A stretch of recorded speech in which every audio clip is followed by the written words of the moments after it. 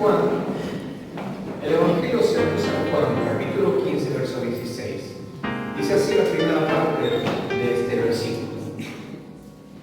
Jesús dijo: no me elegisteis vosotros a mí, sino que yo os elegí a vosotros y os he puesto para que vayáis y llevéis fruto. Qué hermosa palabra.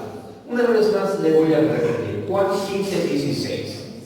No me elegisteis vosotros a mí, sino que yo os elegí a vosotros y os he puesto para que vayáis y llevéis mucho fruto.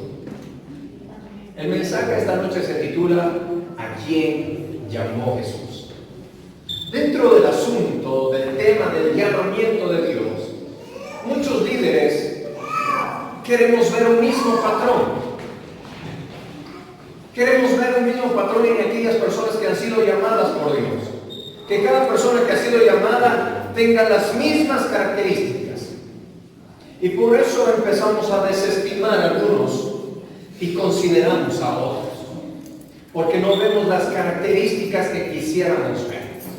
¿Me estoy haciendo entender? Pero debemos recordar lo que Dios le dijo al profeta Samuel cuando iba a ungir a otro rey en lugar de Saúl. Y Dios le dijo a Samuel: no veas su apariencia, porque Dios mira el corazón. Y eso hemos olvidado nosotros los pastores y los líderes, porque siempre que buscamos algún prospecto para servir en la obra de Dios, ponemos un molde, ponemos un estereotipo que esas personas deben ir cumpliendo. Pero olvidamos que cuando Jesús empezó a buscar a sus discípulos, Él no escogió a la crema innata de la sociedad. Él no escogió dentro de la feligresía judía lo mejor, sino que escogió a personas en las cuales sabía que había algo especial. Me he dado la tarea de hacer un análisis de cada uno de los discípulos, de los 12 discípulos de Jesús. Un análisis psicológico y profesional. Uno de los discípulos, el primer discípulo, Andrés, era pescador. Su profesión era ser pescador, una profesión muy común en aquel entonces. Pero la personalidad de Andrés es que Andrés le gustaba entrometerse en lo que no le competía. Era metidito. Otra característica de la personalidad de Andrés que encontramos en los evangelios es que Andrés tenía una escasa visión. Y la escasa visión que él tenía era únicamente delimitada por patrones naturales. Andrés era un hombre muy entrometido, tenía poca visión y tenía una visión carnal y limitada. Aunque Andrés había sido ex discípulo de Juan el Bautista. Ponga atención. El segundo discípulo, Pedro, que también era pescador. Él estaba pescando cuando Jesús le llamó. Y la personalidad de Pedro es que era terco, era obstinado, era del vulgo, era jactancioso, era un hombre violento y muy apurado. Todo quería hacerlo ya. Otro discípulo, Simón, hermano de Andrés. Simón era un fanático religioso. Simón era un fanático. Era celoso e iracundo. Y cuando se enojaba, Simón no medía las consecuencias. Era imprudente. Tome nota, no es el mismo Pedro que Simón, son dos discípulos distintos. Y Simón no medía las consecuencias cuando se enojaba, era muy imprudente, aún en su manera de hablar. Por lo cual Jesús muchas veces le tuvo que decir: Simón, cállate, por favor. El cuarto discípulo, Santiago el joven, porque hay dos Santiagos por si acaso, también pescador. Santiago era un hombre también de carácter fuerte y peleonero. Vaya nomás notando la característica de las personalidades de los discípulos de Jesús. El otro Santiago Santiago, el hermano de Juan, Santiago el anciano, conocido así también. También era pescador.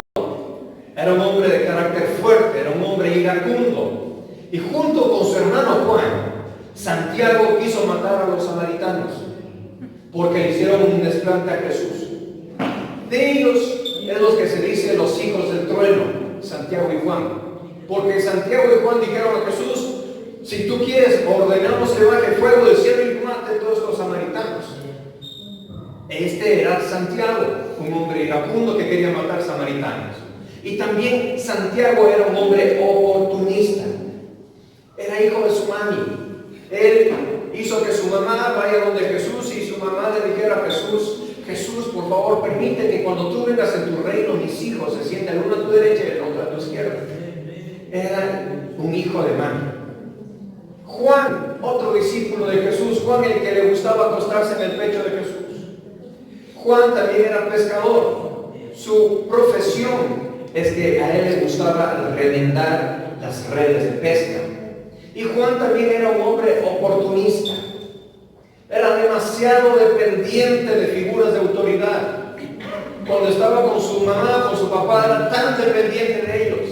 Cuando estaba con Jesús, dependía de Jesús hasta para saber cuándo iba al baño. Juan era una persona muy dependiente. Igual con su hermano quiso matar a los samaritanos. Tomás, ¿qué podemos decir de Tomás? Tomás también era pescador. Tomás era dudoso por naturaleza. Todo lo quería razonar y para dar un paso necesitaba tener fundamento sólido. No le gustaba arriesgarse. Es decir, no se movía por fe. A Tomás le gustaban las cosas claras y a la vista. Pero también Tomás le gustaba a veces alejarse del grupo y caminar solo. No le gustaba trabajar en grupo. Natanael, o conocido como Bartolomé, también era pescador. Bartolomé o Natanael era un hombre clasista. ¿Sí sabe qué es clasista? Que le gusta ser medio racista. Y ese era Natanael. Era medio clasista, pero honesto. Y aunque le gustaba tomar muchos tiempos libres también para descansar, medio vaguito era Natanael. Felipe, también pescador. No lo confundamos con Felipe el diácono de Hechos. Felipe el diácono. Felipe, este era el discípulo, también era pescador. Felipe tenía una cualidad innata de comunicador, pero carente de argumentos sólidos. Felipe era un hombre tan entusiasta, tan efervescente, pero a la vez de fácil desánimo. La respuesta ante los problemas de Felipe eran muy lógicas, pero poco prácticas. Y no se movía por fe, y no comprendía las metáforas del maestro. Otro discípulo, Mateo, era recaudador de impuestos, diestro con los números, grandes cualidades de administrador, pero irresponsable, dispuesto a abandonar su trabajo en cualquier distracción. Era un hombre avaro y traicionero con su propia gente. Otro discípulo más, Judas Iscariote, usted lo conoce muy bien. Judas Iscariote, cuando Jesús lo llamó, era un desempleado.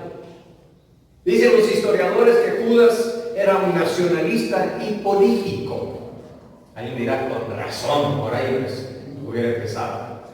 Pero Judas Iscariote era nacionalista, era político, tenía grandes dotes de liderazgo, era un administrador innato excelente, era Judas un elocuente orador, y Judas tenía grandes influencias y era un inteligente interlocutor. Por el otro Judas, Judas Tadeo, era pescador, era un hombre intenso, violento, radical. Pero este Judas Tadeo, ponga atención, este tenía el sueño de dominar el mundo por medio de la religión. Vaya grupito con el que se juntó Jesús. Vaya grupito. Una ocasión, un grupo de analistas de riesgos estudiaron las personalidades de cada uno de los discípulos para ver quién era el discípulo con mejores cualidades que Jesús tenía que encomendar las llaves del reino, por decirlo así. Y analizaron a cada uno de la manera que les expuse esta noche.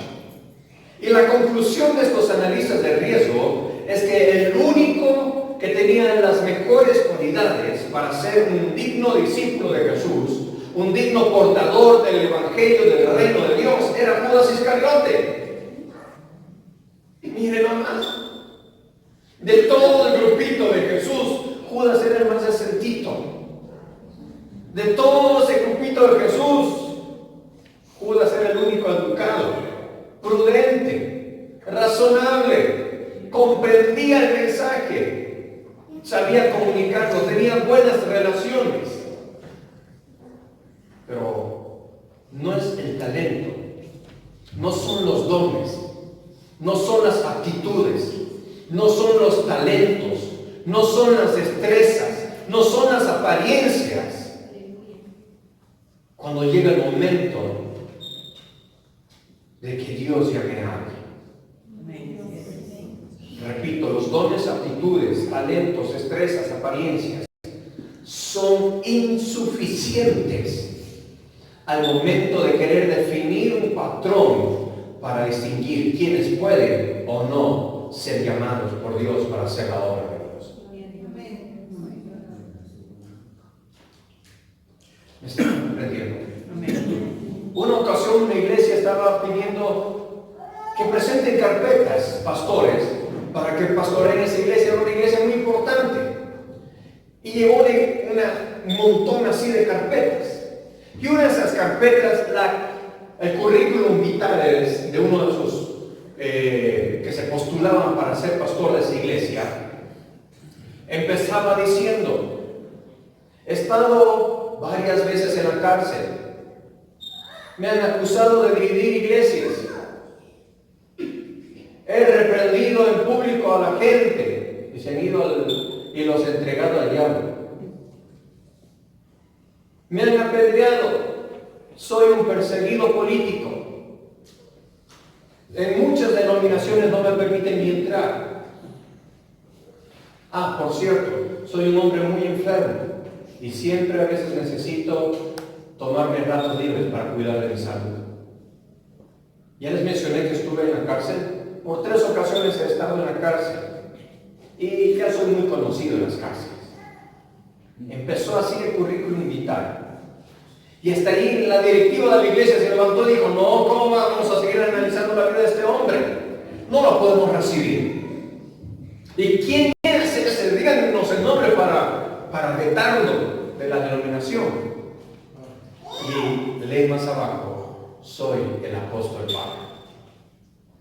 Lo que el hombre llama digno para servir, lo que el hombre ve como algo atractivo y útil para la obra de Dios, muchas veces Dios lo desecha. Y lo que el ser humano a veces lo juzga, lo critica, lo analiza, lo quiere moldear, lo quiere manipular, lo quiere cambiar, lo quiere torcer, lo quiere modificar, es lo que en verdad Dios quiere usar. Y olvidamos lo que el Espíritu dice en 2 Corintios capítulo 12, versículos 4 al 11, que hay muchas partes en el cuerpo, hay muchos miembros en el cuerpo, y cada uno tiene una diferente función. Cada uno tiene una diferente función. Y además continúa diciendo que hay diferentes dones, pero quien los llamó es el mismo. Es Dios mismo. Las personas, cada uno, somos distintos. Y repito lo que dije en la introducción: a veces los pastores, para llamar a alguien, para consagrar a alguien, queremos que mientras más se aparece a nosotros, mientras más comparte con nosotros nuestros pensamientos, mientras más se acomoda a nosotros, es apto para el servicio. Pero Dios no lo hizo así. Depende, hay que ponerle un terno, un traje para ver cómo le queda, a ver si tiene llamado el pastor. Hay algunos que no les queda el terno, tienen mucho púlpito. Hay otros que somos muy flacos y parece que está un armador ahí colgado con la ropa. Hay algunos que no tienen ni siquiera un terno. Hay algunos que no saben cómo expresarse correctamente. Hay algunos que tienen severos problemas de carácter. Hay algunos que son muy entrometidos o introvertidos. Hay algunos que son muy eufóricos y otros que son muy pasivos. Y pensamos que para que alguien sea un excelente predicador, debe ser el que grita más, el que suda más, el que zapatea más y el que salta más. Pero Dios usa a cada uno de una manera distinta. O queremos creer que para que sea un buen predicador debe hacernos reír. Que cada culto que vengamos el pastor nos cuente unos 3 o 4 chistes y salgamos muertos de la risa. Y nos vamos a la casa con los chistes, no con el mensaje de la palabra de Dios. Amén. No podemos definir un patrón sobre el cual la gente o la iglesia puede decir, este tiene manera de ser un siervo de Dios. Porque Dios escoge de todo. Dios escogió de todo. Dios escogió de todo. Y hoy muchos se privan y dicen, yo no puedo servir a Dios. O yo no quiero servir a Dios porque hemos recibido una idea vieja y obsoleta, que el que quiere servir a Dios debe dejarlo todo.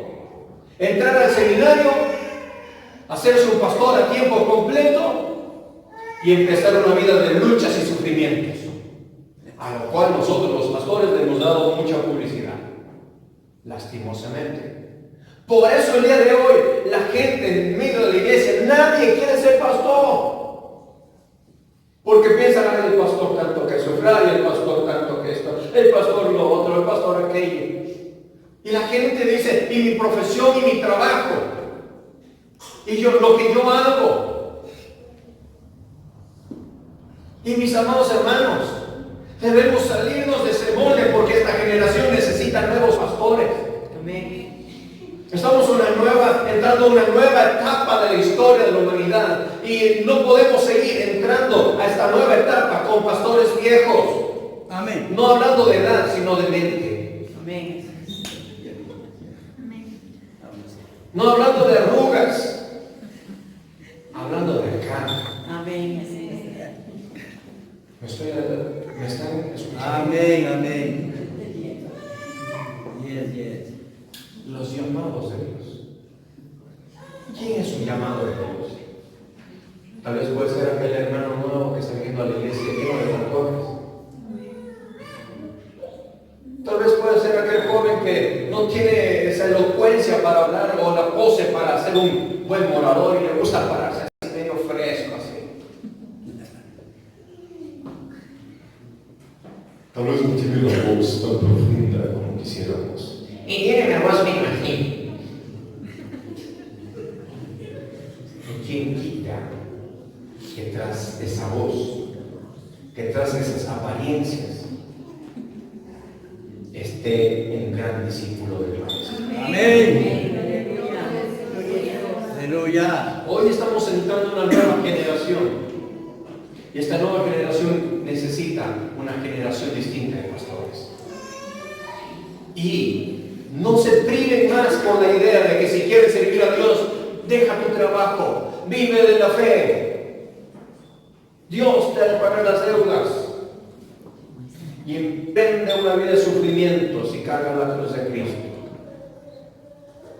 Por eso muchos pastores se han vuelto arrugados, fruncidos, gruñones, aislados, deprimidos, luchando solos dentro de su corazón, porque no soportan la vida que llevan.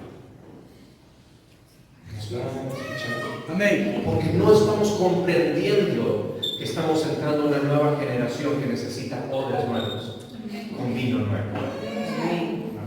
¿Y sabe qué? Aquí hay muchos odres nuevos. Aleluya. Amén. Tienen temor, porque saben que no se pueden adaptar a ese odre viejo, pero no. Hoy he traído esta palabra de parte del Señor para decirte, no te tienes que adaptar al odre viejo.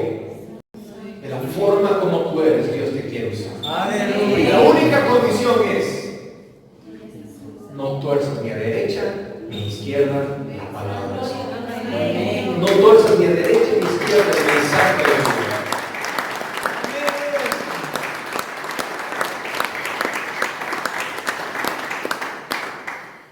Un pastor se hizo famoso años atrás porque cuando llegó le invitaron a un congreso.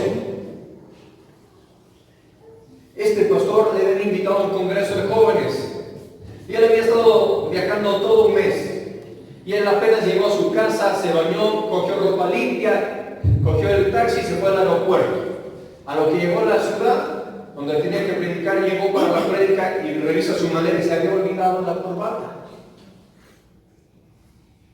Y él llega, la primera noche el pastor lo ve y dice, no has traído corbata. No, yo estaba cansado y se me quedó. Yo siempre llevo corbata, pero se me quedó esta vez.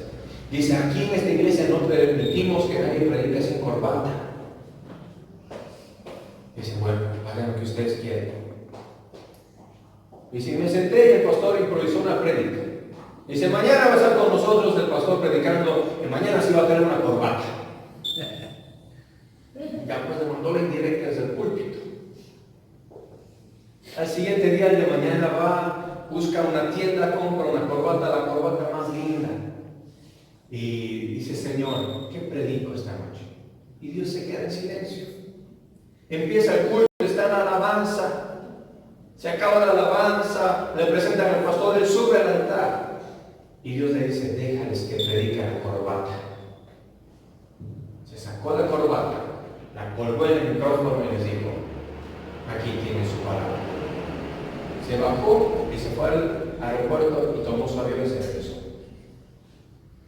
¡Qué desplante! Mi hermano, la corbata no es la que predica, es tu testimonio. Amén, amén, Dios. La corbata no es la que ministra, es el Espíritu de Dios. Amén. Mis hermanas, la falda no es la que te santifica, Amén. es el Espíritu. Amén. Las axilas peludas, como murciélago, no son las que dicen que tiene santidad. Es tu lengua refrenada. Amén.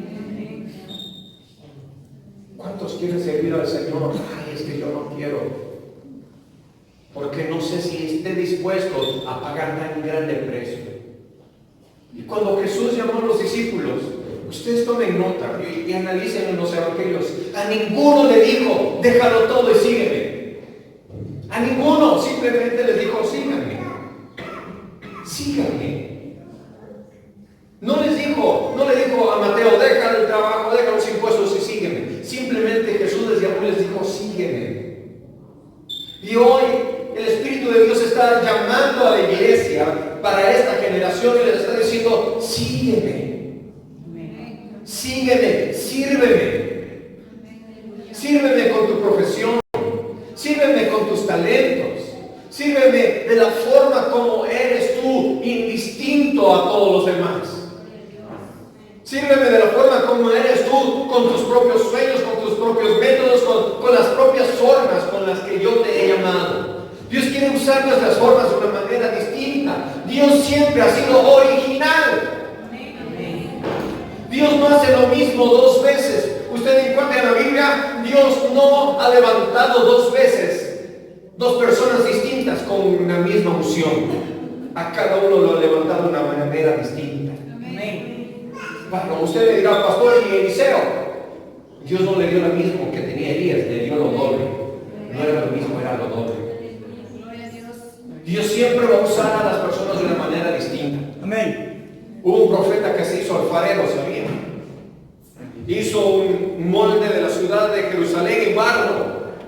Y así predicó con el molde de la ciudad en barro. Otro profeta era desnudista. No digo que vayan a hacer eso ustedes. Se descubrió las posaderas. Y anduvo así durante varios días. ¿Por qué? Porque Dios usa a las personas siempre de una manera distinta. Amén. Amén. Amén. Gloria a Dios. Recuerdo un predicador que decía, el Señor usa mis puños para ministrar sanidad. Del puñetes quedan sanos los hermanos. Vengan para orar, nadie pasó. Dios usa de manera distinta. Amén. Amén. Amén. Dios usa a las personas de una manera distinta. Y escuchen esto. Dios quiere usar sus vidas. Grabes esta frase. Dios quiere usar sus vidas. ¿Y qué quiere decir esta frase? Dios quiere usar sus vidas. No la tomemos de una manera tan ligera. ¿Qué quiere decir y qué comprende esto? Es que Dios quiere usarnos, usar nuestras vidas y todo lo que comprende ella. Dios quiere usar mi vida. Todo lo que es Fernando, Dios quiere usarlo. Dios quiere usar mis virtudes, Dios quiere usar mis defectos. Y Dios quiere usarlo para su gloria y para su honra. Dios quiere usar sus virtudes y sus defectos. Dios quiere usar su vida. La forma como es usted, la forma como se para, cómo habla, cómo se expresa, la forma como se presenta. Dios quiere usar su vida. No intente imitar a nadie, sea usted original, porque así Dios lo va a respaldar y lo va a usar. Dios quiere usar su vida, su personalidad, sus cualidades distintivas, su profesión es lo que Dios quiere usar. No necesitamos ser perfectos e intachables. Yo no soy perfecto ni intachable. No necesitamos ser como aquellos pastores viejos, serios y fruncidos, aislados, introvertidos, gritón y místico. Todo lo contrario. Tal como tú eres, Dios tiene un plan para su vida. Dios tiene un plan para su vida. A los discípulos Dios no les comenzó a decir, a ver, aprendan a comer, muchachos majaderos. Porque recuerden que los fariseos dijeron, Jesús, tus discípulos no se lavaban ni las manos. Jesús no les empezó a enseñar modales. Jesús no les enseñó a cómo hablar. Es el Espíritu de Dios el que da a cada uno de una manera distinta. ¿Por qué les hablo de esto? Y es porque hoy nuevamente quiero lanzar un desafío a la iglesia para esta generación. Esta generación necesita siervos y siervas que sean odres nuevos, llenos de vino nuevo, para ganar una nueva generación. Amén. No necesita ser perfecto ni igual a tu pastor en el año. Usted no necesita ser igual a mí. Usted no necesita vestirse igual a mí. Cuando yo quería empezar a servir, yo era un adolescente y yo soy muy observador y yo comencé a ver en la iglesia quiénes eran los que servían y qué características tenían en común. Y vi que todos los que servían en la iglesia, todos tenían una linda camisa, sacos bonitos y lindas corbatas, pantalones de tela, y en ese tiempo usaban las prensas. Sí, soy viejito. Usaban pantalones con prensas, así, medios bombachos acá arriba. Y eran atractivos. Todos los que servían en la iglesia tenían esa gracia especial que Dios da. Y se veían atractivos. Yo me veía en el espejo, primero lugar, soy feo. Ahí en la iglesia la mayoría son blanquitos. Yo soy negro. Soy orejón. Tengo unas mempas. Mempas, palabra egipcia que significa labios gruesos. Eso. No tengo camisas. No tengo corbatas. No tengo ternos. Y yo me hice la idea mental de que porque no contenía todas esas características, yo no podía ser un siervo de Dios. Quería cantar y en mi boca estaba el espíritu del gallinero. Abría la boca y salían los gallos. Y fue Dios el que me comenzó a transformar el pensamiento de que no se necesita camisas, no se necesita corbatas, no se necesita pantalones de tela, no se necesita tener ningún uniforme para ser un siervo de Dios. Puedes ser un siervo de Dios a la manera que tú te vistas, pero teniendo un buen testimonio. Aleluya. Y compartiendo el mensaje vivo de la palabra de Dios. Que nadie te discrimine por cómo te vistes ni por cómo eres. Que nadie te niegue el llamado que el Señor te hizo. Solamente porque vives con las ovejas en el campo mientras tus hermanos viven en la casa del Padre. Que nadie te discrimine porque eres el más pequeño o el insignificante, porque eres distinto al prototipo del siervo de Dios. Sino abraza el llamado y ten en mente que es Dios el que te llama, no el hombre.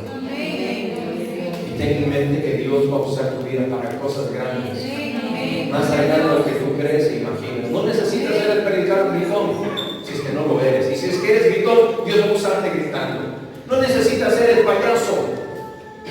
Tal vez eres una persona tan sensible que quebrantas el corazón del más duro. Tal vez no necesitas ser ni gritón ni payaso, pero eres la persona tan elocuente a la cual Dios va a levantar para presentarte delante de grandes. De la forma como tú eres, joven, niño, anciano, hombre o mujer, Dios te quiere usar. Y Dios te va a usar y te va a respaldar. Hoy suelto este desafío para esta generación. Se necesitan siervos que lleven el mensaje de Dios de una manera distinta, a lugares distintos. Ya no dentro de estas cuatro paredes, sino afuera. Por eso, el que es llamado, el que ha servido en el llamado, comprende que vemos la gloria de Dios a través de vasos de barro. Repito, los que hemos sido llamados, vamos a comprender que vemos la gloria de Dios, siendo nosotros vasos de barro, sin gloria ni potencia, porque de Dios es la gloria